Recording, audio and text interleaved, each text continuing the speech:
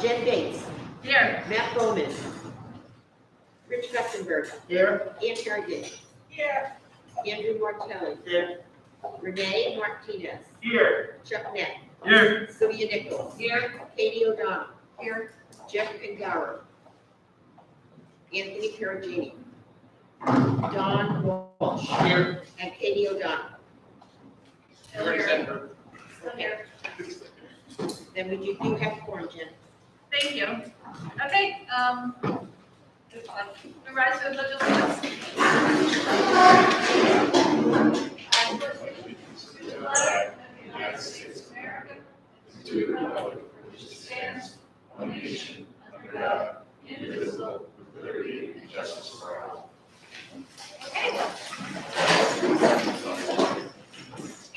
Okay, the next item on the agenda is the approval of the minutes from the September 16th meeting. They are attached to your packet. I'd like to review them quickly if you haven't yet.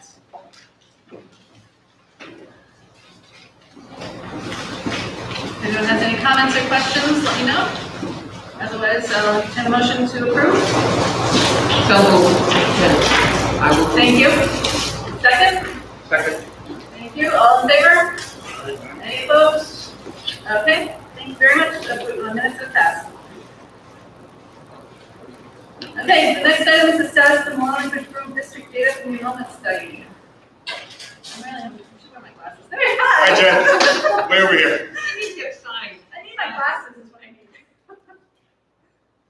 Good evening, Chuck Warrington with Colliers. Good to see everybody. So Malone isn't coming tonight because their update is very limited. We want waste, I'll say funds, having them come to a meeting.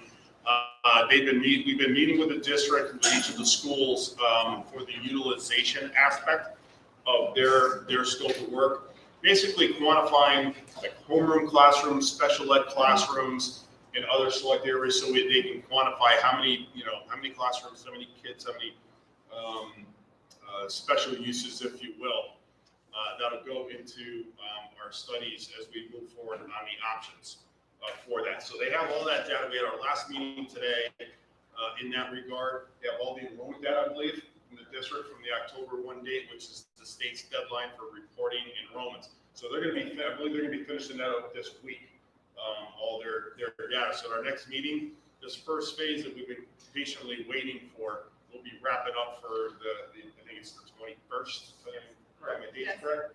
For that meeting, they'll have that. They're going to have it in advance of that, but we'll be ready to do a full review of that on the 21st. Okay. Any questions about that? Anyone?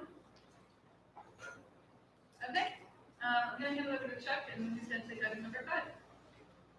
Sure. So from Colliers, the update from Malone and McBroom, there's an example of Weathersfield was kind of at the same spot, and I went over this with Chuck last week.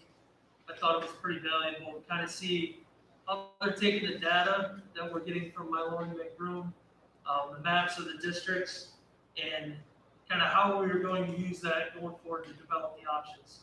So I know last meeting we kind of threw out a form where we had just written down some ideas that we had, but what we really want to do is use that data to help develop those options. So Chuck, I think you were going to present it tonight, but Yeah. maybe we'd have a connection. So Yeah, I was going to connect. I thought we were going to be, I didn't know we were going to meet in person until this afternoon, so I apologize. I was going to project on my laptop. I wasn't sure of the technology, so I don't have that report that both Malone and Colliers we worked on together in Weathersfield. What we just wanted to do is kind of show you what the deliverable is going to kind of look like for your different scenarios, and kind of before we actually get into them, kind of know, okay, what's this thing going to look like? What's the information we're going to see? At a high level, with those, we're going to be looking, obviously, with the different options. It could be potentially, if we look at options that maybe close a school, and we don't know if that's going to be an option, a potential redistricting of those maps that you maybe saw with all the blue, yellow, and purple dots, and reanalyzing the 8-year projection enrollments for each of the schools, so that then we can say how big does that school need to be with that specific scenario. If you build a new, do a 6 to 8 middle school, grade 6 moves up, and now you have room in these elementary schools to either, consolidate from the amount you have or potentially expand services, whatever have you. But that report will show all the different scenarios and evaluate them. And then ultimately from those, we'll also look at the sites, by the way. Say if we're proposing as an option an expansion to a school, you'd have a site plan off the GIS mapping. We'd show potentially where an addition, say, would go if the space data supports it. And then do kind of high-level test fits. We would check for wetlands. We'd check high-level on the site to see if it's even feasible to look at that option.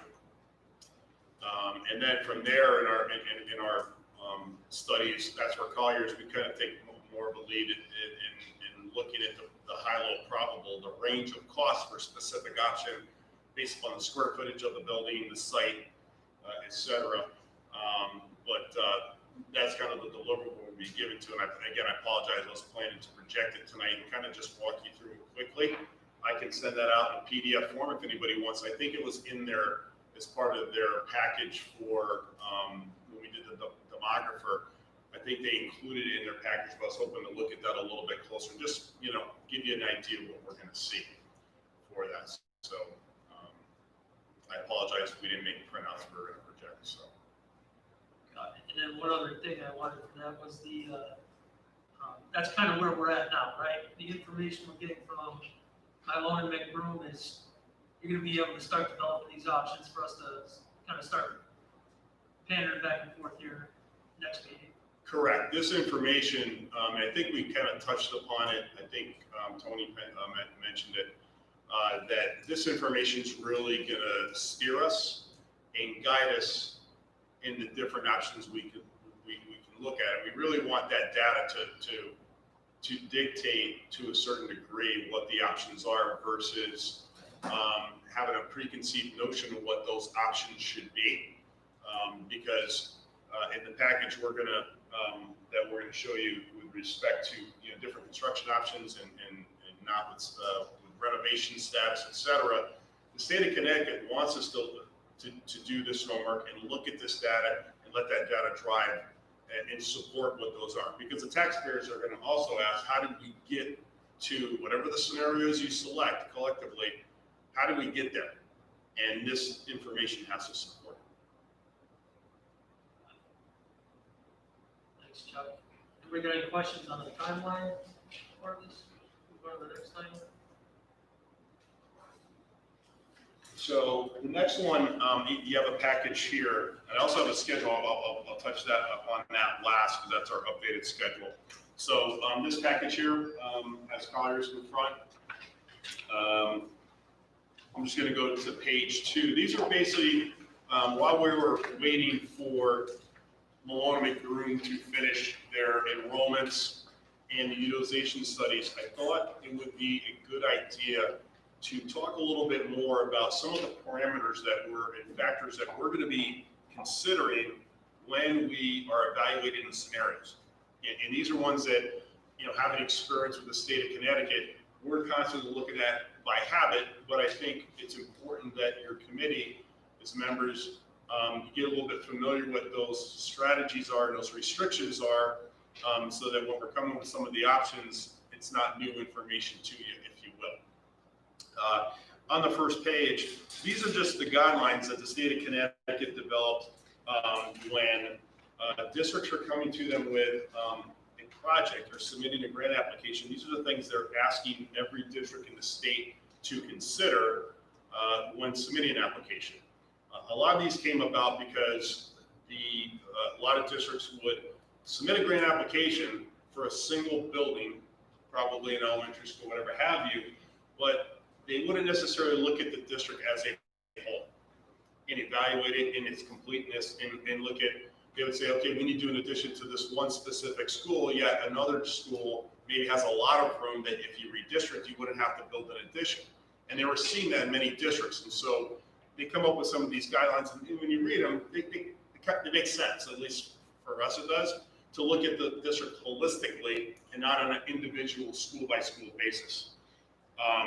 Obviously, the first bullet, enrollment projections and capacity, that's what Malone's finishing right now. They're looking at the utilization and capacity. What do we have available? Is it at capacity? Does it have excess capacity?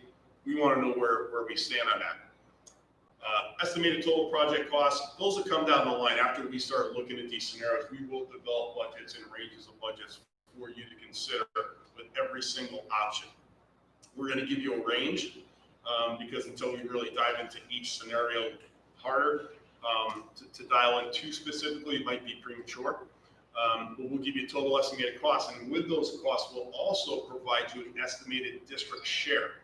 That's basically taking your reimbursement rate, applying it to the total project budget. We assume some ineligibles. We're going to talk about those in a few slides. And basically, what would you reasonably expect to have to borrow to support that project? And so they're asking you to do that. Readiness of such an eligible project to begin construction. So they have a guideline that says within 2 years of the grant commitment, okay, you have to start construction to be ready to put a shovel in the ground. And grant commitment is not the grant application. Grant application is that initial application due June 30th every year. Approximately 1 year after that, if you're fortunate enough to be put on what they call the priority list from OSCGR, they put it into law. There's an education bill, and hopefully it gets passed, and you now have a funding agreement with the state of Connecticut that says we're going to reimburse you for the eligible portion at the appropriate eligible rate, reimbursement rate for the district for that. So that's the grant commitment. So from that point, that letter goes to the superintendent, and then from there we have 2 years to put a shovel in the ground. And what they want to do is they don't want to tie up funds in a district when another district's ready to go. And many districts they've kind of taken their time getting out to construction for one reason or another. It might be politics, it might be existing conditions, and there's a lot of factors that could go into it. But they want projects to move, the money to be used so that other districts can come into the pipeline for that. The bullet 4 is kind of what I was talking about. They want you to look at the district holistically, in essence, and say if you considered all the factors, if you looked at all your facilities, are you maximizing those based upon for the educational program, for the enrollments that are being projected for 8 years out? Are you looking at it as a whole? And that's in essence what that is talking about. You talk about collaborating with other districts, regionalization. That I don't think that's going to apply here, not to my knowledge, anyways. They're looking at past enrollment, future enrollment coming up for the 8 years following, and then again, education priority regarding reducing racial and economic isolation for school districts, and that's more of a district related topic for the most part. But I just wanted to share these with you because these are some of the factors that this is why we're doing what we're doing right now. It needs to kind of guide us as we move forward.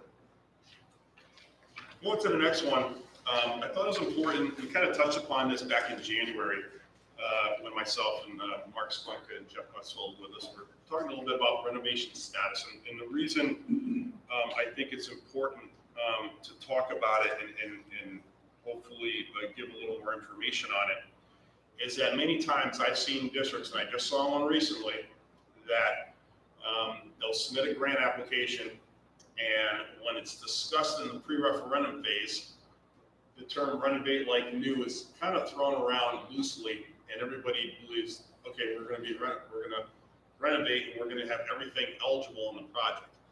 Well, in order to achieve renovation status, there's a very specific process to achieve that. Again, in many other districts, they weren't aware of that process and kind of the hoops you have to go through to garner that endorsement. It's a statutory definition. We're going to look at it on the next page. But renovate is new if you've ever heard that term, and I'm sure many of you have. Any project that goes into the state, when we submit the grant application, it starts as an alteration project. And that's another statutory term. It's in 10-282. And the difference between an alteration project and a renovation project are, in fact, the amount of ineligible costs. There's a larger amount of ineligible costs in an alteration project. It's kind of a piecemeal approach. Like if you replace mechanicals, those are considered ineligible. You replace windows, they're considered ineligible unless it's a code upgrade. There's a long list of those, and we can provide you that list that should you add those up. I just added one up for a school in a high reimbursement district, and the ineligibles were estimated to start at $14 million on a $50 million project. We worked it down to get it down to around 7 through justification of new mechanicals, not replace mechanicals, and some other code deficiencies, et cetera. But even with a lower amount, the district representatives were like, why do we have an eligible cost in this project? We were that everything was eligible. I'm like, no matter what the project, it has an eligible cost. It could be new, renovation status, alteration certainly. A magnet school, all that does is takes your reimbursement percent and makes it 80%. That's all it does. It doesn't say that everything's eligible, just gives you a reimbursement percent of 80%. But it's important to understand there's a process to that, and it's not automatic. And knowing that up front, it alleviates a lot of stress down the road. When we're going through these options, we're going to be evaluating. I think most of your schools that we're looking at are viable candidates for renovation status based upon how old they are. They haven't been upgraded and renovated in quite a long time, so I don't think it's going to be too difficult on that respect to justify it. But the steps to procure that status there's two different ways we do it. One is undesirable with OSCGR, that's notwithstanding legislation. And basically what that is we go to your local representatives and senators, we ask them to draft legislative language that basically gives it renovation status without having to prove that it's a renovation project. That process over the years, from what I'm hearing from the state, is caused the state a lot of additional dollars for projects that weren't truly renovation projects. They're given space waivers for building more than what they should have. And so what the state is doing now, OSCGR is saying, well, when you submit your grant application, we want you to do the second option, which is the administrative approval. That third bullet says administrative approval, and we'll see a checklist. That's meaning you have to hire a licensed architect to perform a certain amount of checklists that the structural integrity of the building is good, the report on the MEP systems, the roof systems, cost analysis compared to new, making sure it's less than that, and there's a pretty good checklist. They're making, instead of doing it after you're put on the priority list, they're making us do it before. And the reason being is once they submit the priority list to the state of Connecticut, it's out of their hands. It's with the legislators. It's very hard to take a project off the priority list. They've tried it. It's very difficult. It's very political. So once it goes on there, they can't do anything about it. And if you're on the list, now you can submit notwithstanding legislation if you wanted to. But if you don't have a project on there, there's no legislation to be had because there's no project. So they've gotten very smart in that, and they go, we want to know if it's a renovation status, and they would rather grant you renovation status before you're even approved, so it alleviates stress on the district. They know that we have renovation status and eligibles are much less, and they know what they're getting into too, and they can go about the project smart. It's ideal to partner with OSCGR, so whenever the scenario is in the first project, first thing we're going to do is have a meeting with them and say, this is the project we want to do.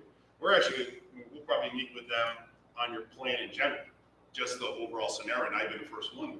So this is what we did, this is what we studied, and that way they get buy-in. They like being partners with district. They like seeing that plan, and they greatly appreciate it. But the bottom line here with renovation status is that it greatly reduces an eligible cost and there's a process to get through it. It's not automatic. It's not assumed to be granted, and I want to stress that going forward because we will run into that again.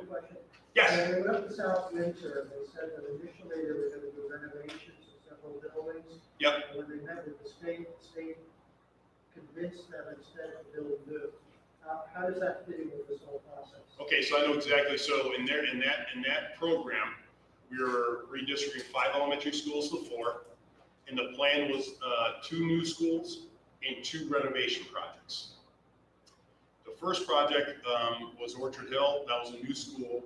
That project came out very successful, and the district, they saw the benefits of building new because you program it the way you want, the layout, the adjacencies. It's the building you want instead of trying to fit a program into an existing building. And as we were going into phase 2 of the program, Philip R. Smith was slated to be a renovation. When we were looking at it, there was a lot of challenges with accessibility. The sizes of the rooms were slightly smaller than what they would ideally like.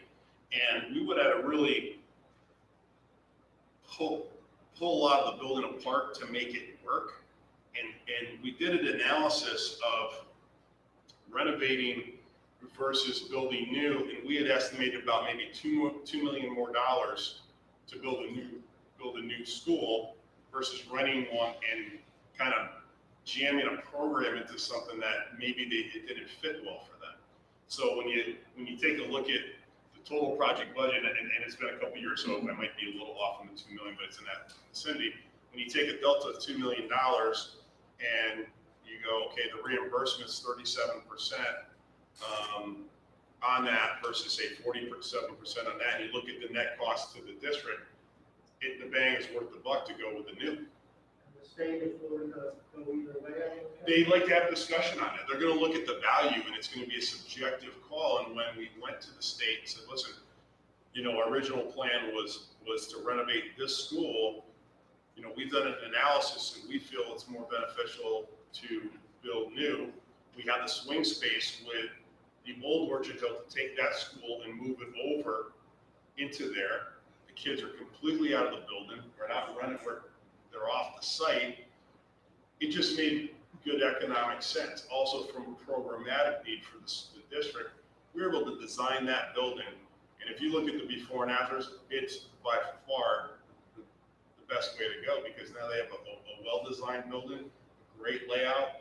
It's addressing all the security guidelines and all the other issues that we can keep going on and on. But for the money that they've spent, the build new is definitely the better way to go in the 50-year brand new building. And that'll be part of the process that we go through. Yeah, so exactly, and we're and again that data is going to drive it, and we're going to there's a lot of data. It's not just it's enrollment, it's the site, it's the physical conditions of the building, it's the like for Chapman, obviously that there's some difficult accessibility concerns with that building. Each building is going to be different and unique, and we want to look at those on an individual basis as we're looking at them. And it may be dependent on enrollment, the existing part of the building. I think there's ideas. The middle school, for example, if you go 6 to 8, I can tell you that site's not big enough. I've already looked at it. Nowhere near big enough. There's no room to expand. So we got to evaluate. Do you go 6, 8? Do you keep 7, 8 because is there property in town? There's a lot of different factors, but we will be looking at that process. And if there is a renovation project, we will have to compare it to new and say what we'll have to do is go, okay, we just did we're doing one recently now, John Kopus and I in Newington, where they're renovating the school. It's the right size. It's slightly larger than what the space standard is, but it's close enough. I think it's like 87, 88%, with the new specials programs in the ed spec. I think we're going to be able to justify the size. We're not going to be cutting off 5,000 square foot off the building. It's not worth it. But when we're comparing to a new in that specific case, we did it the most conservative way of going, you're going to build it on the site with that building intact. And the topography of that specific site is the only place to build it is about 40, 50 feet lower in a playground, and the school's up higher. We're like, well, that doesn't make any sense for the school operations to have it down low and all the drainage coming into the I think anybody would look at it and it doesn't really make sense. Where it's located is the best location. So when we're comparing it to new, we're doing the square footage of new, and it was only about $500,000 difference in cost. However, logistically, programmatically, it doesn't benefit the district. It doesn't work for the district. So then you go, it should be located here. We're gonna put up portables and take them out of the schools? No, that's a couple $1 million. That doesn't make sense. Is there even properties around it? No, it would be out of its district. So we'll look at all those factors, especially with renovation. Does new make sense? And in some cases, it might. It's very unique on a case by case basis. Do you want to get further into the factors? Yeah. So the next one's pretty quick. I just thought it'd be helpful to provide the statutory definition for renovation status. A lot of people don't realize that there is a statutory definition. You can read it here, but it's really, it's pretty self-explanatory. Some of the things already kind of talked about. When you renovate, it's to a like new 20-year new condition. You're basically using the structure and the foundation and the roof. You're replacing the roof, but all the windows, all the interior finishes, everything's brand new, essentially. And at least 75% of the facility is at least 30 years old. That's a key one. Some of them, in the example I said about the higher reimbursement rate, they're like, why can't we do renovation status with decreases? I said, because the newest part of your building, which is over 75%, was built in 1994. Doesn't meet the statutory requirement. CGR cannot override statute, they'll tell you that. So, but this is a good definition just to have, and then to understand that it's not just their policy. And then this one here, it's got a little checklist to the right, and other considerations. This is the checklist I was telling you that we apply for renovation status with a select project. The state's going to request most likely that you do this before, if you apply June 30th, they're going to ask you before November 1st to do this analysis with a licensed architect. And the reason I wanted to bring this up is because as we're planning and you're assigning a budget to push this forward, this is pre-referendum dollars to do this study. The one we're doing in Newington was about $35,000 for that one. So it's probably in that ballpark. We just want to make sure you budget for it going forward. Colliers, we can't do it. It has to be a licensed architect, and we're not a licensed architect, statutorily wise. But these are some of the factors that we have to look at. I just, again, thought I'd share that with you. That will be taken into consideration at the same time as we're developing these scenarios for it. I think the next one, you see the little spreadsheet to the right, that's a space heater calculation. I think we've showed that a couple times. Again, we're going to be looking, is the building the right size for the 8-year projected enrollment? Because if it's not, if it's oversized, then we have to look at different options, but we may have no choice with it. But, and basically that we want to make sure that whatever the specific project is working in this master plan that we're putting together now, that it makes sense. Because they like seeing that timeline. They like seeing, here's your master plan, here's project 1, phase 1, phase 2, might be 1 or 2 projects. They like seeing that plan laid out. The next one here is labeled. Just quickly, will there be any analysis done of the school buildings and which candidates might be good for renovation status versus by colors, or would that just be by house? Yes, no, we will do a high level analysis. We'll do a preliminary analysis, and based upon our experience, and that's kind of why we walked through the buildings recently to get a good feel for, okay, I mean, we've done enough projects where we can kind of walk through, and we know they haven't been renovated in the last 20 years, because if it was, that's how long the bond is for a renovation project. So they said, if you've done it in the last 20, we're not going to give you another bond. It's supposed to last 20 years. But we'll have a good idea of these schools, which ones are good candidates for renovation. I think most of them are, frankly. I mean, this building's newer and has newer systems in Highland, if I remember correctly. But some of the other ones are definitely older, and their mechanicals are outdated. You start getting to the point where you can't, find the parts for rooftop units and so forth. So yeah, we'll do a preliminary analysis, and we'll give a statement of opinion on whether we think it's a good candidate. And that's going to rely on also, again, what's the projection enrollment for it? Is it right size? We're going to look at the site, look at the circulation. We're usually putting in new playgrounds with these. Is there room for that? There's a lot of factors we're going to look into. We'll be able to give a preliminary assessment of that before we hire. We don't need to hire an architect to do that. Thank you. Yes, sir. So And I have a question, we go back to South Windsor again, if I'm remembering correctly, that last school building that we toured that was being built was a brand new one, but you originally had planned that one to be renovation and you decided that needed to be new. Yes. And you built it, except while you were building it, the enrollment projections changed considerably, Mhm. okay? So you were able to add something to that new building. If you had kept it as a renovation, how would that have been affected by the growth in the enrollments?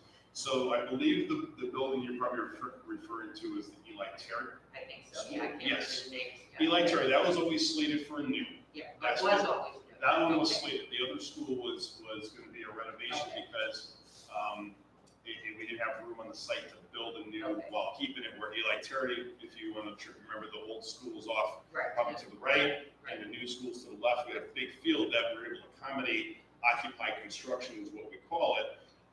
It is very tight, obviously. So in the middle of that one, yeah, their enrollment, they have, I think, a unique situation with their enrollment where it was growing at a higher rate than their peers. And they were concerned about the continued steady rate. And in the middle of construction, we added two classrooms as an add alternate, what we call. And so if we could afford it with the bids, we said, okay, we can choose to build those. But we built two additional ones on top of those two, so a total of four. And those were during the midst of construction. Fortunately, due to a successful bidding climate, we had some good bid savings, and it worked out well that we could afford to add them. Had a good project team, good architect and CM and so forth, and we're able to do it and finish those on time. And yeah, and I guess if I'm beating dead horse here, if you had had this as a renovation project, your eligible costs were dictated by that renovation Mhm. rule. Yep. And now you had to add new schools, doesn't that change the overall budget? And it might have been, as a result of that, it may end up costing more than it would have if you had built that school to begin with. Maybe, it depends on a lot of factors. It'd be hard to speculate either way. How often does that happen? Very rarely. That's the only one I've seen. And we didn't build those two additional classrooms without endorsement from the state. We went to the state and we showed them, here's the enrollments that are constantly changing. Here's our project budget, which, as the owners, we keep very close tabs on the budget and able to advise that, yes, and with the CM, yes, we can afford to build these. And we had state endorsement before we went ahead, so maintain eligibility, because had we not, and we built those, they might come back and say you built and they're ineligible, and that was about $1.4 million that would have been eligible. So that just proves the point, we stay in touch with the state through the process. Absolutely, being collaborative with the state, they want to be a partner and have input on it, and we had recommended that to Town of New Fairfield, and they were bringing in a great district like yourself, and they were bringing in some of the legislators and politicians, and I said, listen, I don't think you really need to do that yet. If you just partner with them, they'll partner with you, and what they ultimately they did. They have a great working relationship, and instead of renovating a high school that was really beyond, it was not in good condition, the state said, you're going to build new. We're not going to support renovation at all. So it was just by talking it out and partnering with them and telling them what your goals are and what your needs are, they'll help you with your needs, and they're very specific about that terminology.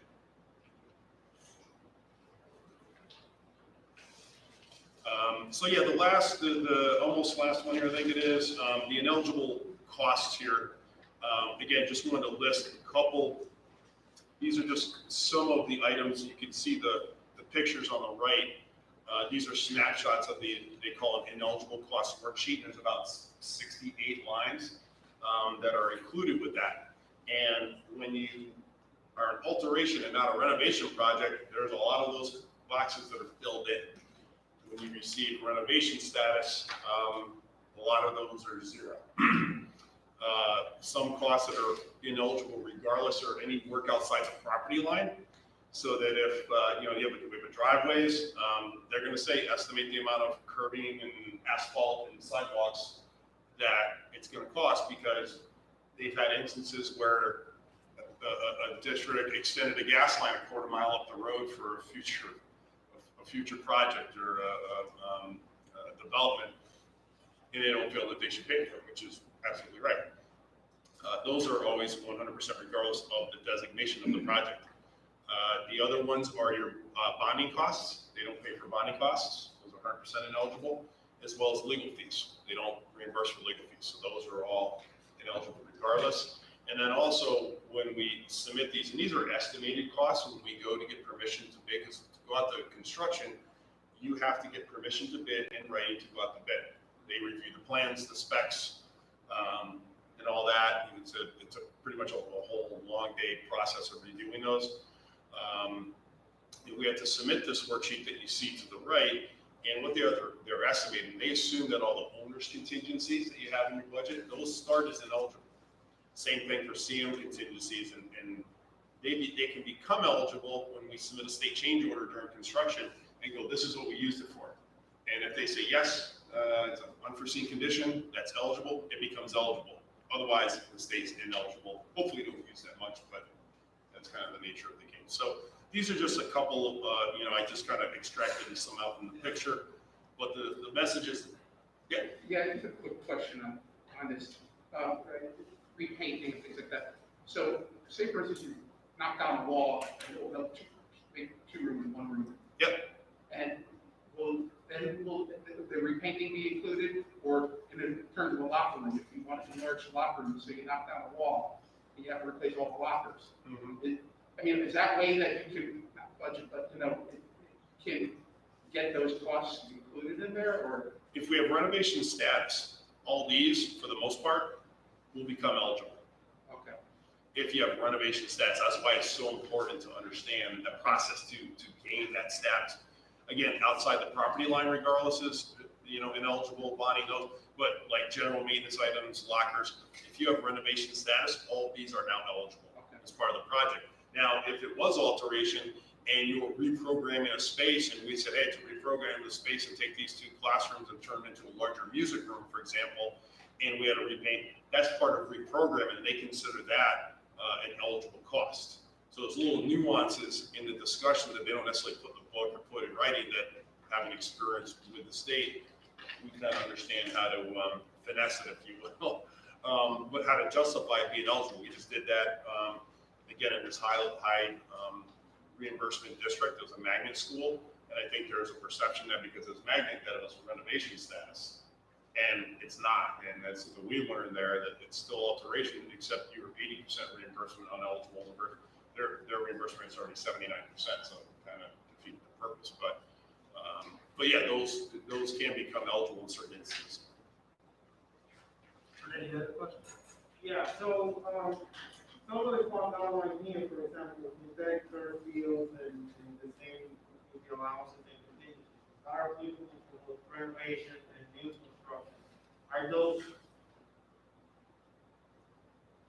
ineligible, for new construction as well? Initially, yes, until we use them. As you know, so anybody doesn't know what a CM contingency is and a guaranteed maximum price of risk, the contractor is given what they call CM contingency for missed scope primarily, and some other items scheduled. The state of Connecticut deems that budget line item ineligible until they say, okay, we've used some of the money and we're submitting to the state. This is how we used it. Here's the cost, here's the material tickets and the labor tickets and so forth. And the state will either go, yeah, that is eligible now, or no, it's still eligible, or they may take, so a lot of times they say, well, it's 50-50, we're gonna take some of this ineligible. They're gonna take their piece. But they're considered initially ineligible until deemed eligible. And that doesn't matter, the status of the project is irrelevant, it's the same for every project. How about, CM fees and professional fees that I see here, are those eligible under the new construction? Yes, so see, and regardless of the status, the CM fees, architect fees, OPM fees, testing, all the, I'll say professional soft costs, if you will. Right. What they do at the end of the project is they take what, they'll determine what the trade costs are. So concrete, site, not the CM, they're considered a professional fee. But all the trade costs actually doing the physical work. At the end, they'll go, okay, your trade costs were $50 million and ineligibles were say $5 million. So the ratio was 10% of the trade costs were ineligible. They take that 10% and they apply that to every professional fee as a prorated portion of the trade costs. They use that as a proration, so that would get applied to all those line items. So it's not all the CMC, is the portion allocated to like the ineligible cost. Yes, correct. Yep, it's prorated. That's why it's important to get those change orders as eligible as you can, because it's gonna trickle down to everything else. But there's always eligible costs regardless. If anybody says there's not, then they're missing. So, the next page of Weathersfield Public Schools, we're also going to be displaying that, so I apologize. I can distribute that, and we can revisit that maybe in another meeting that we're displaying. The last one's a schedule, and you have a separate printout here, so maybe it's a little bit better, but there's a lot of line items. I do apologize, I know it is small. But essentially, at the top is our phase one in blue, the very bottom blue bar. That got extended about 3 weeks because we were waiting for the utilization and the final numbers on the enrollment, so that changed since the last time. And it basically the end of this week and early next week, when Malone finalizes this, we're going to start churning on the different options based upon what that is, and seeing what the data does, and talking about that. We probably want to wait until our next meeting, till you see all the data and kind of strategize on what that's telling us, I'm guessing. I mean, we're already starting to look I'm already starting to look at sites and stuff like that and kind of get an idea of, pros and cons of some of the different schools, just to try to get a head start. But that'll be starting over the next couple of months of developing these scenarios as we go. So at the next meeting, we'll probably, and I know there's an item, I think, for action items from the committee, strategize on how we want to develop those and in what intervals, or is there a subcommittee that we meet with to discuss some of these in between our meetings, or not? Totally up to you how you want it to work it. But it would be very beneficial to Kyers and Malone to have maybe, if possible, subcommittee that helps us talk about these and gives us a little guidance from the town on what the preferences are as we go through, because it is your project, it's not ours. We're just going to come up with some ideas and then share other thoughts on those for it. So that'll start in a couple weeks, and basically October, November, December, we're going to be developing these and refining them. And we're going to probably have 4 or 5, maybe 6 different scenarios, depending on what we come up with. And then, as you can see, it transitions into the phase 3 to refine the options and submit. So at the end of I'll say the phase 2, the purple section, a decision is going to have to be made of which scenario you're going to want to go with. And there's going to be multiple variations. That decision period, I mean, we show this pretty tight of, a decision being made, but I think it'd be fair to say that there's a lot of stakeholders in the town that are going to want to have some say in it probably, and what that final scenario is, in addition to this committee. It may take a little bit longer than what we're showing, realistically speaking. Obviously, town council, Board of Ed's going to want to review it, this council, but just want to be a little bit realistic about that decision-making process. So you're saying, based on the schedule, it looks like the week of 1/8 is when you were planning on having that final decision? We're showing it there, Jen, yes. Hopefully we can have a decision on that, but having gone through this process a couple of times, we understand that there's a lot of interested parties that, may want to see different options selected before others, and to get a collective consensus to vote on might take a little bit longer than that. Okay. Do you have a general idea of about how much longer, or? It depends on district to district, Okay. Sometimes it's very united, everybody says, yep, that's the scenario we got to go with, like in this district. Obviously, we're looking at the high school too, and that might be a point of a lot of support, and maybe not in other support middle school or elementary school going first. That's going to be, I foresee that being an interesting conversation because we're going to be looking at, that's going to be an impact to the debt service, doing a large scale project like a high school. So, hard to say, it's No district by idea. district. Yeah, Got it. yeah, sorry. The way this schedule is set up is by that January 8th timeframe, you'll have everything to enable us to make that decision. Is that right? Yes, give you all the information you need. It will be the pros, cons, looking at the facilities are the good option for renovation, but also range of costs.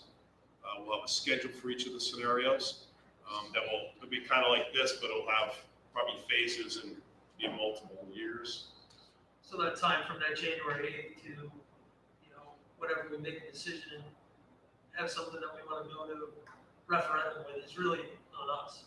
Correct. At that point, and again, that subcommittee, we've developed these, we've been reporting to this committee on the interim, obviously, in between, and these take a life of their own, depending on what the scenarios come up. We might want to do a public information session on these and get public feedback possibly. That's always a strong possibility, and depending on what that comes back. So yeah, once we give you all the options and you're satisfied that we've exhausted all the options and we put them down on paper and give you those, it is up to the town collectively from there to make a decision and decide what's the first project or projects that in this timeline you can see the red line in after June of 2021. It says grant application. Well, that's the deadline, for each year. However, the projects don't start in earnest until you pass funding for the project. Okay? Because anything you spend before referendum or funding authorization, some of our representative town meeting, it's ineligible with the state. The only difference that the grant application makes is when you get on a priority list and when you can submit for reimbursement requests. So, if it takes a little while and we don't get it in for 2021, that's, I think, probably, I'm guessing, ideal. But I wouldn't be, I guess it's all relative and subjective depending on your reimbursement, cash flow, and some other factors. I wouldn't be too concerned because you can submit it, you can still vote for a referendum in, say, November that we're showing here, and start the project, start architect selection, CM selection, et cetera, and get moving on the project and submit. The only thing is you're going at risk in doing so. And you do so really until grant commitment anyways. And that's kind of the reason why we have OSCGR as well, to see are they going to support this. Andrew, you have a question? So it looks to me November 20th, but the 20th of November of this year we'll have the different scenarios. Yeah, we'll have a pretty good idea. Okay. And I'm sure we'll probably develop more beyond that. We're going to be moving pretty quickly on these, but they get refined, and we're going to have like option 1, 2, 3, and 4. Then there's going to be a 1A, a 3A and B, a 4A, B, and C potentially. And they're just little tweaks between them. They're generally very similar, but it was okay. Let's flip the order of the construction potentially, depending on certain factors. And those are pretty easy changes to make. Because as part of not only the estimates of the budgets, we're also going to do a cash flow analysis that will give to your director of finance in the town to go, okay, feather this into your debt impact and what's the average impact to the average taxpayer, for the project over the years, because typically towns like to gradually feather that out, and that's out of our wheelhouse. We just say here's the cash flow for the entire program, project by project. Go ahead. Now, I see we have, the community outreach portion here on our agenda for today, but I think it'll be key to define how your deliverable looks like, for that final report. So that is gonna feed into the communications plan. I think we need to tailor your deliverable, as part of this community outreach, so we can publish it to social media, we can publish it through,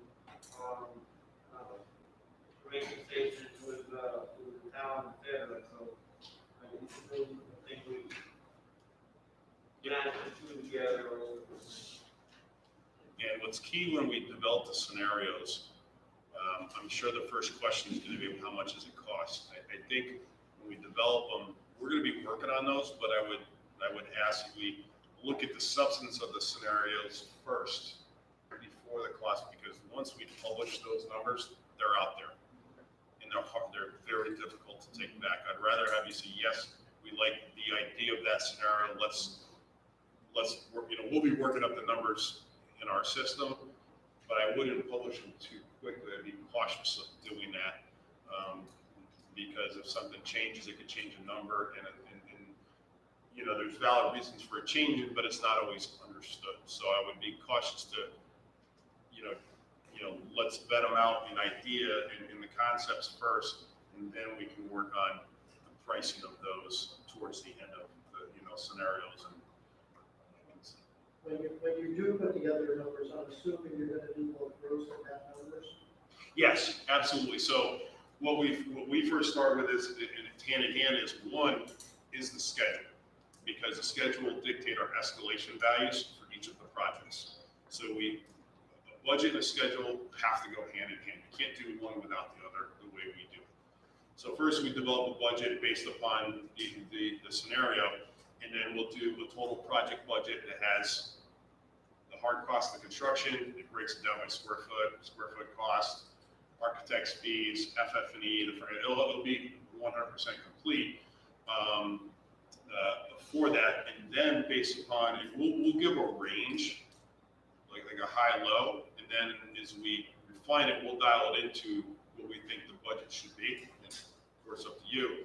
And then what we have is a very simple, it's called a district calculator, we call it. It's a simple math. So you have total project budget. We estimate those ineligible costs that we just talked about. Those come off the top. It's kind of just like financial aid. You get a grant, we're going to take it off the top, and then we're going to figure it out after that. Very simple. So it's 100 million. We do 5 to 7%, ineligibles typically on ours. Here's the net eligible costs. And make sure there's no space standard ratios that are into effect, because if you're overbuilding and the state doesn't support it, they'll take the ratio of what it should be and divide that by what you're building. So if you're at, say, 90%, theoretically, they'll take 0.9 times your reimbursement rate. Well, we'll calculate that district share of what's it going to cost, estimated to cost us at the end of the day. But when you approve a project for referendum, it's for the 100% of the project cost. One thing the superintendent of the South Windsor stressed is that they didn't put out the total for the 4 schools they were doing. She talked about number with, caused issues.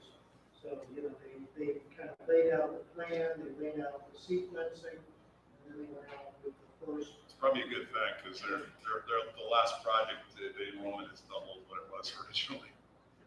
So, yeah, that project's $59 million. Probably would estimate it in the low 40s, I'm guessing. So that would have been, why did it go up so much more? Enrollment, escalation, and that's always hard to prove. And that locked you in for a project several years. Yes, it's going to One change. question?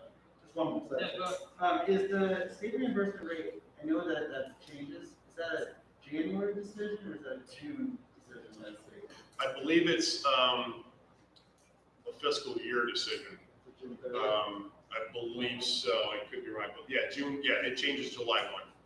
Yep, it's a fiscal year, and when the year that you pass funding is what establishes the reimbursement rate for that year. So we'll know that in 2021. Yeah, so we would know, and we basically have to reach out to the state. I think they've been keeping them a little bit tight to the vest, because they want to know who's coming in for a grant application. So we just email Michelle Dixon at the state, and I just ask her what it doesn't vary too much from your past ones. If you know what your past ones are, they're usually within a couple percent either way. They don't change a whole lot that I see.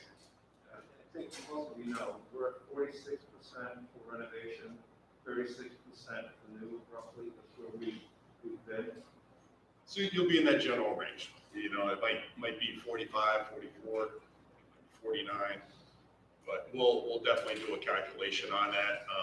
And what we'll show is we'll do, if it's a renovation, we're talking about the alterations, we'll show a range of if there's a space standard reduction and we don't get alterations, we're gonna increase those ineligible costs and be a little more conservative, so it's gonna cost you a few more dollars if we don't achieve renovation status. And it's an estimate, of course, so. Anybody else? Questions? Good. So Chuck, the one action item we took away is kind of coming up with an intermediary subcommittee, kind of help vet some of the options as you develop them, is that right? That would be great if that's possible. It'd be extremely useful as we're going to, sit on those and give us some feedback, being local and living in town. It'd be helpful. It'd be really good to have that, I think. What's a good number for that, for number of people on that committee? 3. Two's, I think 3 is an ideal number. Obviously, you gotta watch quorums and stuff like that. So. Got it. Anything else from Colliers? Good. And back over to Jen, ties right into the report deadline. Yep, so number 6, we originally, this committee had a deadline of September 15th to have a recommendation to the town council. Obviously, we couldn't make that for various reasons. So we need to discuss what a reasonable deadline is for what we're going to do to present to the town council so that we can make all of our deadlines into the future. Arnett, I'm sorry to bother you. You had discussed how we need to have this by May, but then maybe it was even earlier. You said you need this information for the email that you sent me, so that you need information for the capital budget planning. Right, this timeline, that presented, Yep. would tie into those, information that I shared. Okay, so is there a hard deadline that the town council needs this information by to discuss that capital budget? Well, ideally, it would be March 10th when the capital budget is proposed, but there's flexibility during the capital budget process to discuss additional projects and with additional information. So there is some flexibility. May is too late. March, beginning of March would be much better. So it's going to take the council a while to get colors, just so you get costs and down, so that we can, Okay. council can approve a referendum. Okay, thank you. So if we have the scenarios to us by January 8th, do we feel comfortable saying that maybe March 1st is a good deadline for us to meet so that we can have that information over to the town council by the 10th? Is everyone comfortable with that? This show June, only to the board. June for what? June's the application. June is the grant application. So we need to submit our recommendation to the town council so they can do some work and budgeting items. And prepare for us to be able to go to referendum. The grant application is due June 30th. Does that answer your question? Yeah, I'm trying to schedule. Yeah. And those can happen concurrently. Typically, once you say vote on an option, and it's whatever school, we would then really, we would know the budget, we recommend that you approve, and a cash flow analysis for town council and finance. In parallel, we would be working with the superintendent and the Board of Ed in developing the educational specification, because between then and if we're gonna meet the June 30 deadline, we got draft educational specifications, do probably, I believe, the first reading and the second reading, and then pass those along with the budget. So they could happen in parallel. So if we decide on a March 1st date, does that delay any of your green lines in here? No, we can compress those. We can definitely compress those. Once we know what the project is, then we can put all of that documentation for the grant application. I mean, we started one this past year about April 3rd, and we got it submitted by June 30th. So. Okay. Shouldn't And be a just to problem. clarify, we're not sending the entire plan to referendum. It's just the first piece of whatever it is we're funding. Correct. Okay. And that's where the cash flow and looking at the debt service comes into play. Is do we do one, do we do two? Because everything else in town is obviously going to affect your debt service and taxpayers. Okay, so let me ask the opposite question. Is anyone uncomfortable with the March 1st deadline? I just have one more question. So let's say that we pick a runaway option, or even for a new option, where do we hire, an architect to either fill out the checklist or come up with a concept? Is that permaculture on this timeline? If the first one, Renee, is a renovation status, I would certainly, well, I think I would probably wait and make sure you have town council support to put that forward to a referendum before you spend it, because, it's anywhere from 30 to 50,000. It's quite a bit of money to spend not knowing if you're gonna move forward. The process takes about a month, and really the deadline for that is, I would say November 1st, because the state of Connecticut, they want to see that before they create their priority list, which is they start around November 1st, November 15th. They have to put the list into the governor December 15th. So they want to see that before. So we want to have that completed about this time next year, to be honest, of having that study done. Takes about, After the grant application? what's that? You mean after the grant application? You can do it after the grant application. That study does not have to be submitted as a requirement of the grant application. The state of Connecticut just wants to see it before they create the priority list, because once it's on the list, it's gone, it's out of their hands, and they don't have any control over that. I would also say that we probably want those materials created before the referendum, because some of those are also gonna be visual aids and renderings, et cetera, that are gonna help with showing the whole problem. Yeah, you could, and we'll talk about it more, that renovation status effort that we're talking about. It's not as in-depth, I'll say, as maybe schematic design, if you will, where you're doing a lot of plans. It's more so justifying costs and the condition of the building more so than it is conceptual design, if you will. But you're right, you could use it, depending on what you want to do. If you think it's going to be useful for the district to have some feasibility studies of what it could look like, it always changes though. That's the thing, we hire an architect, they may or may not be your architect for the full job, because we still have to go back out and select an architect full time. We can talk about that, yeah. That's a But I good point, think Renee. if we go to referendum in November for a new high school, just put it in example, I think we need a rendering of how the high school is gonna look in 10. I think that needs to be, I one would, of the things this committee would do before. I would recommend we discuss that maybe a little further, because, again, the architect you select may or may not be the architect for the final design. So I guess you just gotta weigh out the pros and cons of showing this pretty picture of a project. Because if it changes, we're gonna, wait a minute, we voted on that picture. And if it changes, there's some strategy. I think there's some pros and cons. I think you might just wanna, talk about, and it is nice to have the pictures, but they always change after the fact. So, saying, hey, we sold you this nice picture, and facility. If it changes, I wouldn't want to see taxpayers come to, wait a minute, I like that, but I got something else. You sold me something different. So I think we might want to talk a little bit more. Innovate, it's totally up to you. So if by the first week of January, he's enabled us to he's given us options that we are able to vote on. Like, we're gonna select one of those options, move forward on as a group.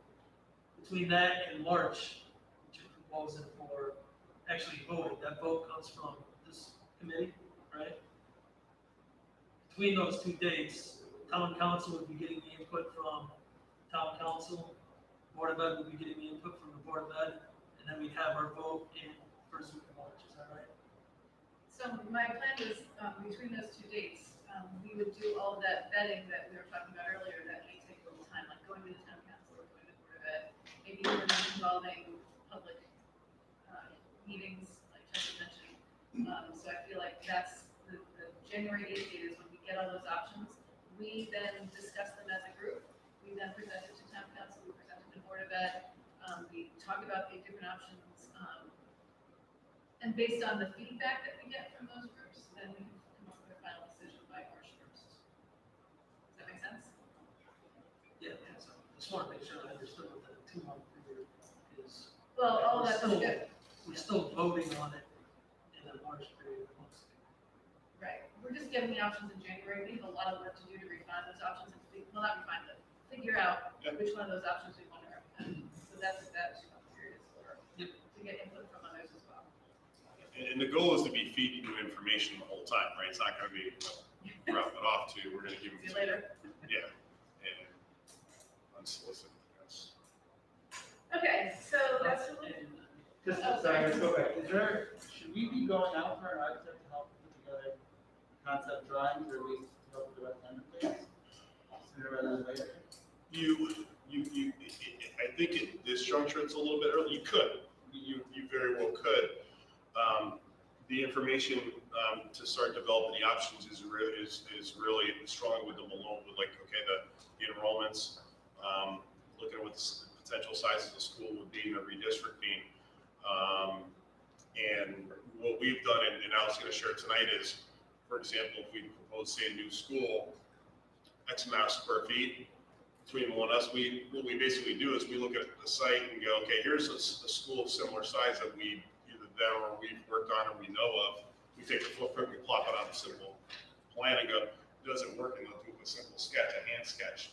And that was in that study. Maybe Jill, I could do is I can maybe email you that report and you can distribute, you kind of see. It's high level sketches is going, okay, does an 80,000 square foot building fit? Yes or no, right?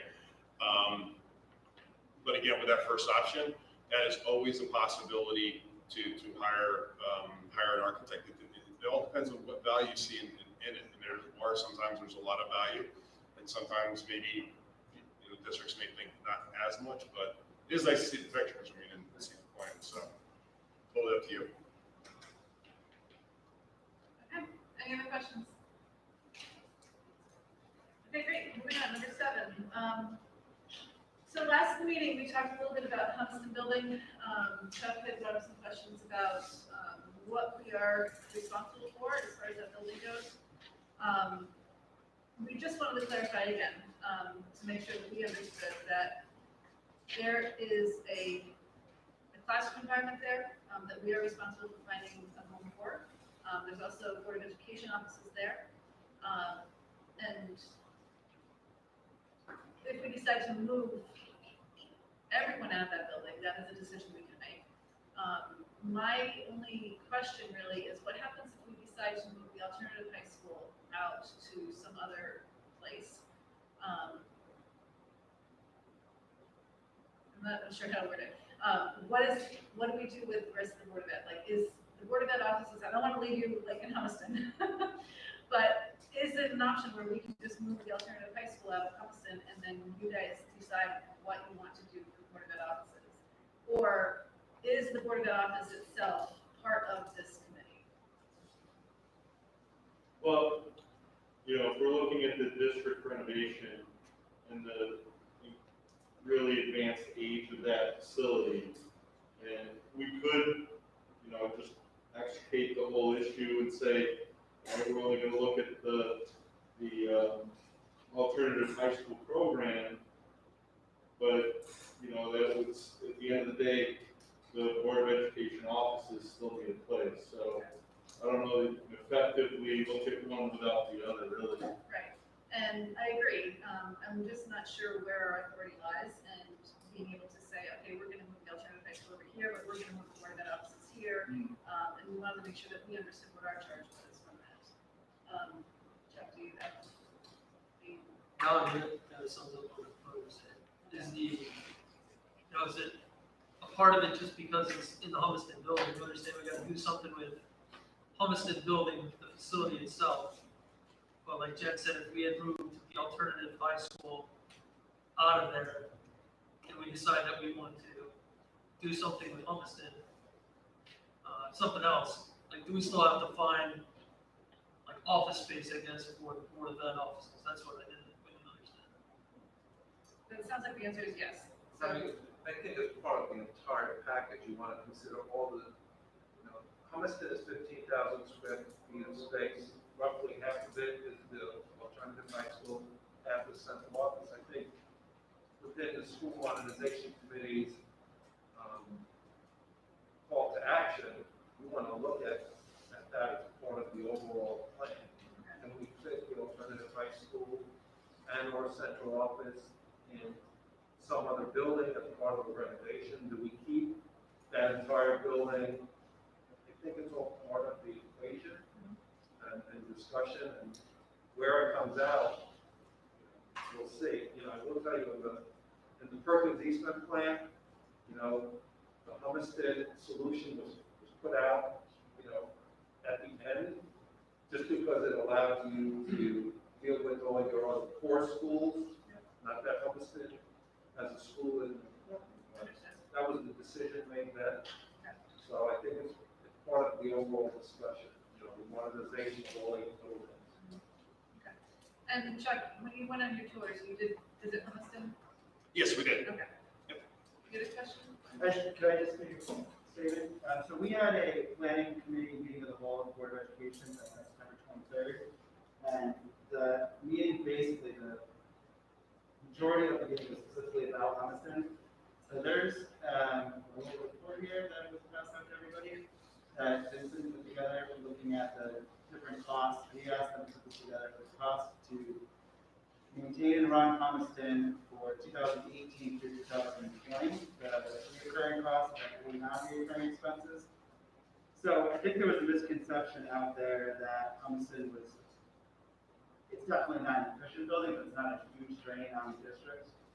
So we're looking at about between $83,000 and $87,000 a year in operating costs for that building. Meeting was about an hour. Everyone on the board kind of waited on it. I mean, correct me if I'm wrong, but the overall consensus then was that versus coming with a short-term solution for district offices or for the alternative high school, which is housed there in 15,000 square feet, to let this committee do its work and then look at that and absorb potentially into one of the other projects that's going to come down the line in the next so many years, versus trying to find a short-term solution now. I think there was some back and forth as to how it was going to go, and there was, the full board was there, and I believe that's, if you want to add anything. I would only add that Hoxton building is one of the 8 buildings of the school district, so it has to be part of the overall plan. Okay, I'm clear. Anyone have any other questions, comments? Okay, thank you. Item number 8, Board of Ed input. Again, we talked about this a little bit last time, and since then, I believe there was an email that was sent requesting for Colliers to have some input from the Board of Ed as far as direction. So I think Tony is not here, but he had mentioned that it might be a good idea because the last time we polled the Board of Ed on their needs for this was a few years ago, and we have had new Board of Ed members added on to the team. So it might be a good time to kind of just get an idea of where, and I know Tony had said, he's not looking to give direction, but at least give needs, what the educational needs are and what we're looking for going forward. So I know Tony mentioned setting up a meeting between the Board of Ed and Colliers to talk about that. I kind of feel, and Chuck as well, we talked about it and kind of feel like it would be beneficial for the SEC to hear that as well. So I don't know if we can set something up for maybe next time we meet to have something, have the Board of Ed come and discuss that. I don't know if that would be. So our next meeting is October. I'm thinking maybe, unless there's another option on the table, but I was just thinking maybe we could have the Board of Ed come and talk about your educational needs and what you're looking for out of this project, if there is any direction. Only because the last time we did this, it was a different group of people, so.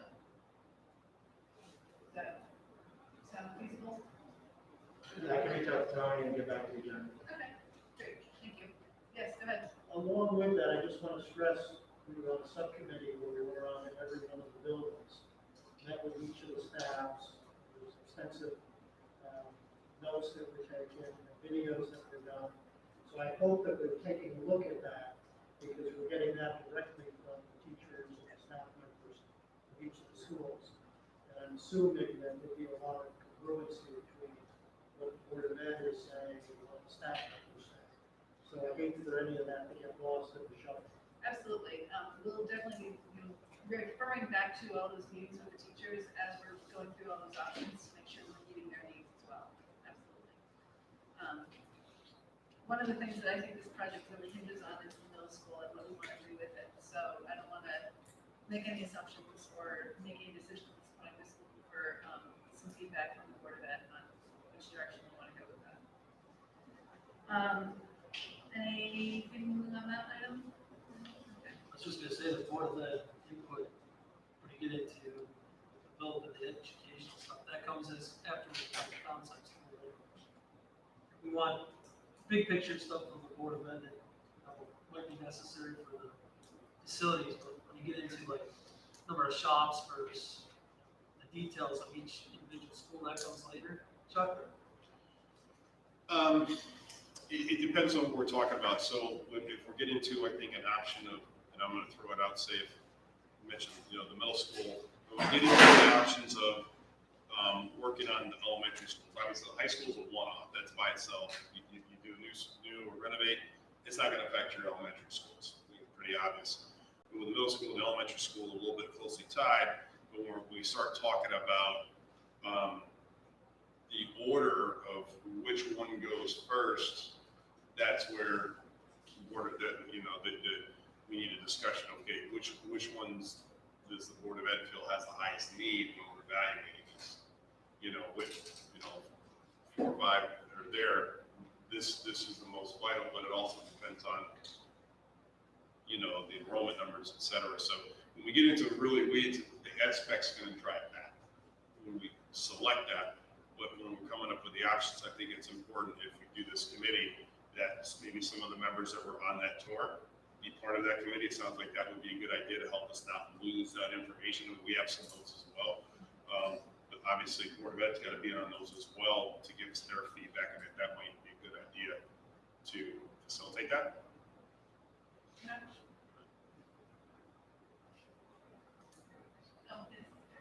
A couple times we referred to the high school as being a one-off and not related to the other projects, and I was thinking if we had done the high school on a new site in a new place, the middle school takes over the high school site, it really could be a first domino instead of a one-off, and I didn't know if you had considered, the high school as being a part of the larger plan instead of just being an isolated. That's a great point. I think I'm probably phrasing it the wrong way. I think what you're saying is exactly accurate. I agree with what you just said, 100%. We're gonna still get into the options. Probably at first pass when we're looking at it, it could be, if there's another site, I'm not sure if there is another site, but we'll talk with people that would know that, the planners and, for other potential parcels for that, and we should definitely look at that as an option. Even if it's one not, we don't go down, at least look at that. So that's a great suggestion.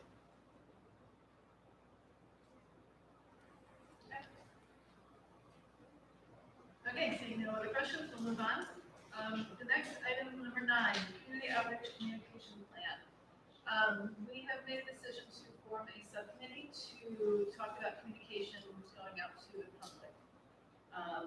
I feel that the public needs to hear from us more often. I would like to do this more as a push of information and a dialogue with the community, rather than having information just stored on a website somewhere where they have to then go look for it. I'm looking to be more active in this dialogue and this engagement. So we are forming a communications committee. Rich has offered to chair it. Yes. I'm an offer, Mr. Whitworth. With As my I was- arm twisted, I saw her. As I was saying, I was thinking, I don't think he actually ever agreed to it, but Rich will be cutting it out, yes? Yes. Okay. So we are hoping to form this committee of a couple of different people. Rich is offered to chair it. Kate is going to be on board as well to help with some of the communications in the digital format, website, Facebook, stuff like that. And then I also spoke with Jeff Pangaro today, and he will be involved as far as analyzing data, financials, and things like that nature, to be able to create graphics and data and communication that's easily readable and understandable, so we can make sure that we get the facts out accurately and understandably. One question that Richard had when we talked earlier today, Arnett, was the ability to create a website. I know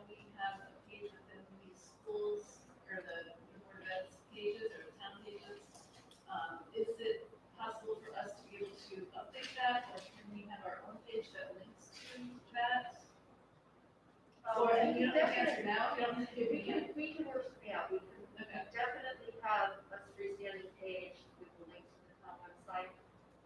But we can make sure that there's a connection, but that still gives you the opportunity to maintain whatever site you're serving. I'll set up a time when we can sit down and take a look at some of the options. Great. Yes, I would hope, and Rich knows this, that we found such success, and we were aware of such success that South Windsor had in Yes. their community outreach. I wonder if in your committee meetings, you might include one of the leaders of that group to come and give you some suggestions as to ideas and things and ways that they did that, because, we don't have to do it the same way, but maybe there's some input that would be helpful in that committee deciding how to do it, because their referendums passed every time their information was slick, it was well put together, we all agreed that. I have copies of all. Right, me too, and so I think that that would be important for your committee to use as a source of information, maybe not the definite blueprint, but certainly incorporating some of those things. yes, I was definitely. impressed with what they said. Right. Yeah, we had looked at their website and their Facebook page that they had. I think to actually invite them to come and help us. That's a great idea, so we can definitely talk about that, for sure. Okay, so as part of community outreach as well, we also had discussed forming not us forming, but requesting that some sort of possible hack gets created. Jen, That's not something. I think- I'm sorry. Just speak, I can't hear you, we can't hear you. Sure, I'm sorry. So we want to get some sort of, do we want to check this one? Okay, so, we want to just make sure that we are, communicating to the public. We have some sort of group together that can communicate these things to people, and in an organized fashion so that we can be effective in our communication of the facts. So that's what I think. Any questions on that? We'll say for next meeting, Rich, if he's gonna, the communications group, maybe outline what he thinks the communications will look like in terms of, we wanna have a website, different, music wants to organize the community, so kind of present something on that. Yeah, we've, run some ideas back and forth already. Obviously, the committee hasn't met yet, this was just 30 seconds ago, but, yeah, we can have, kind of some initial ideas. One thing that we had talked about was just, gather, anyone who's interested in the community, the website, its phone number, after every minute, after every meeting, a short bulleted summary of what the committee is doing. It goes out, people aren't gonna wanna read big minutes and all that sort of thing, but, just to keep people, involved and informed. So, we'll put some ideas out to the newspapers, try to publicize what we're doing and begin to gather that information so we can get it out. So we can get our Facebook page and website, something that's easy to read, something that's got some graphics. The bottom line is people are very busy nowadays. They're inundated with all sorts of stuff, particularly with the election coming, but hopefully that's almost done. And so we want things that are just easy and highlight big issues as we move along.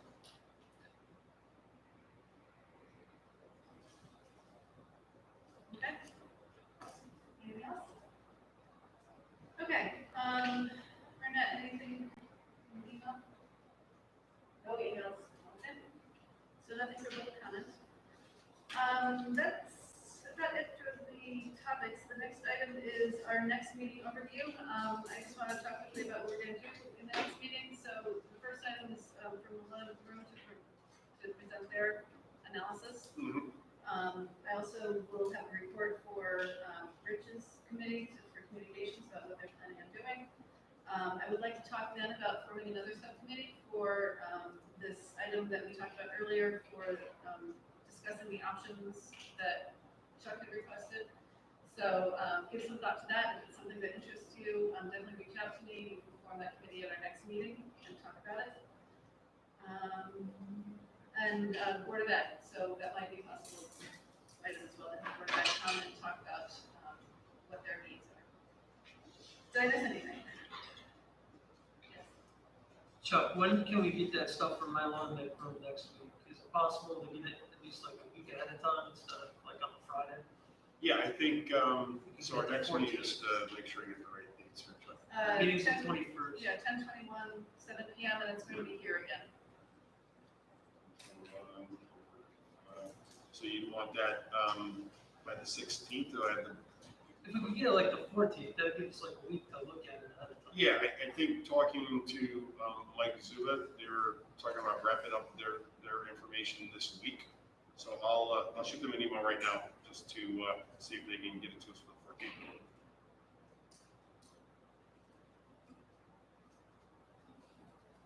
Okay. Any questions? Yes? What's behind the decision to have meetings here? As opposed to somewhere else? No, As opposed to Zoom? Because we felt that being in person was more efficient, more engaging, and easier to communicate. and does that seem to be the case? I think so. I'm open to discussion if you would prefer to go back to Zoom. I think you had the discussion when we said. Is there an option to zoom in if you? Not when we're here. We don't have the technology to be able to do that here. Well, I'm just thinking somewhat of the technology and what we're not able to do. And I would ask Marilyn also, is it easier to take the minutes and to hear people over Zoom rather than? Well, I find that I'm getting more here than I would be on Zoom, because so many times you go in and out. The connection and the link just, it disappears, and you lose that continuity of knowing what someone is saying. I mean, that's just from my end, so, Okay, well, I think from your end is really important. thank you. Agreed. Anyone have any thoughts on this, or we all go, okay? Good. Okay. So the next item, oh, sorry. Okay. The next item is executive session, so, I'd like to go to executive session, we have a motion to do that, to have, all the committee members, the town staff, the CPS staff, and Colliers, all present. So moved. Thank you. Second? Second. All in favor? Jen, who made those motions, please? I missed it. Anne made the motion and Chuck seconded. Thank you. Okay,